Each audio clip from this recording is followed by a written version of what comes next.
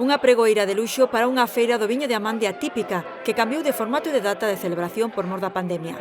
Vino y vides en cada casa, el fruto de vuestro trabajo para compartir con los vecinos o recibir a los recién llegados. La mejor carta de presentación, ya que es pura esencia y sustancia de vuestro espíritu y del ecosistema que habitáis. El paraíso terrenal. No soy la única que lo piensa. A cantante zaragozana Eva Amaral, que soe pasar tempadas de descanso no Concello de Sober, é unha embaixadora de excepción da Ribeira Sacra e desta cita vinícola, declarada festa de interese turístico e a que a Diputación achega preto de 9.700 euros a través do Plan Único. O presidente provincial José Tomé, que participou na inauguración, destacou o valor deste encontro para a promoción do neturismo lucense.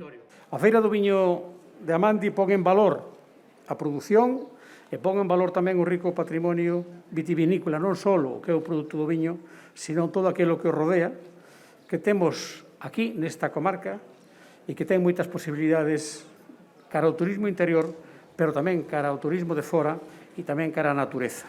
Unha vintena de adegas participa nesta 41ª edición da feira, tradicionalmente vinculado ao Domingo de Ramos, pero que nesta ocasión se trasladou a agosto a causa da situación sanitaria. Para acceder ao recinto nunha carpa instalada na Praza do Concello é preciso ter entrada, xa que hai control de aforo. Hai 4 quendas de acceso, ás 11 a 1 pola mañá e ás 5 e ás 7 pola tarde. Unha vez dentro, os visitantes poden gozar destes caldos que pertencen á subzona de Amande, unha das 5 nas que se divide a denominación de orixe Ribeira Sacra.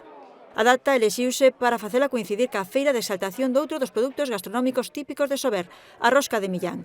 Situada neste caso nunha carpa independente aberta ao público en xeral, ademais da rosca tamén está presente a olería de Guindibós e o mel da Bisbarra.